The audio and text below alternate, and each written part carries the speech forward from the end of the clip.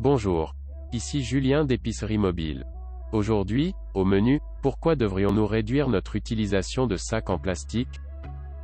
Distribués en masse dans votre supermarché ou magasin préféré, les sacs en plastique ont un effet désastreux sur l'environnement et provoquent la disparition de nombreuses espèces. Comment lutter contre leur invasion? Quelles sont les réglementations à ce sujet en France?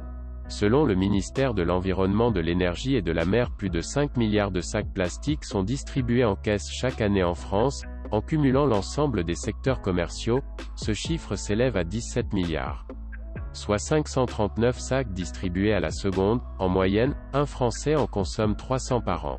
Mais si son temps d'utilisation n'est que de quelques minutes, il en va bien différemment de sa durée de vie. Les sacs plastiques sont composés pour la plupart de polyéthylène, une matière dérivée du pétrole. Ils sont résistants, réutilisables, légers, imperméables. Il faut dire que l'invention est pratique. Toutefois, la production massive de sacs plastiques épuise les réserves naturelles de pétrole, une énergie fossile que la nature a mis plusieurs millions d'années à produire. Que faire face à l'invasion du plastique dans nos vies? Depuis le 1er juillet 2016, les sacs plastiques à usage unique sont interdits en caisse. Ils doivent être obligatoirement réutilisables. Il s'agit de l'une des mesures phares de la loi sur la transition énergétique, adoptée en 2015. Depuis le 1er janvier 2017, les rayons fruits et légumes, fromage ou boucherie doivent distribuer de sacs biodégradables en papier, carton ou plastique biosourcé composés à partir d'amidon de maïs ou de pommes de terre. Cette directive concerne l'ensemble des commerces de proximité, de votre épicerie à votre boulangerie en passant par votre pharmacie. La loi prévoit également que les sacs soient composés à 30% de matière biodégradable en 2017, un chiffre qui augmentera progressivement jusqu'à atteindre 60% en 2025. Pour lutter contre l'invasion du plastique, le gouvernement encourage les bonnes pratiques.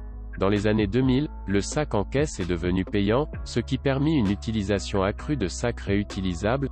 En ce qui concerne les achats qui prennent peu de place, comme un sandwich ou une bouteille d'eau, il est également conseillé de trouver une autre façon de les transporter. En 2020, le gouvernement français s'attaquera à la vaisselle jetable en plastique, en vue d'en interdire l'usage et le commerce, tout en proposant des solutions alternatives, responsables et non polluantes.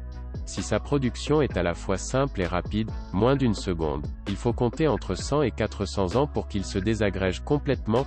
Les littoraux sont ainsi les premiers touchés puisque plus de 120 millions de sacs polluent les 5000 km de côte française. Dans l'eau, c'est une véritable « mer de plastique » qui se forme. 75% des déchets retrouvés en mer sont de plastique. Chaque année, 100 000 mammifères marins meurent de l'ingestion du plastique. Les tortues sont les plus touchées car elles confondent la forme des sacs avec celle des méduses. De la même manière, plus d'1 million d'oiseaux meurent en les confondant avec des œufs de poissons flottant à la surface de l'eau. Enfin, en se dégradant, le plastique se fractionne en particules microscopiques qui contaminent le sol et l'eau. On retrouve ainsi du plastique dans l'estomac de la plupart des animaux, dans des proportions que l'homme retrouvera dans son assiette, tout en haut de la chaîne alimentaire. Voilà, c'est tout pour aujourd'hui. Merci d'avoir écouté et à la prochaine capsule.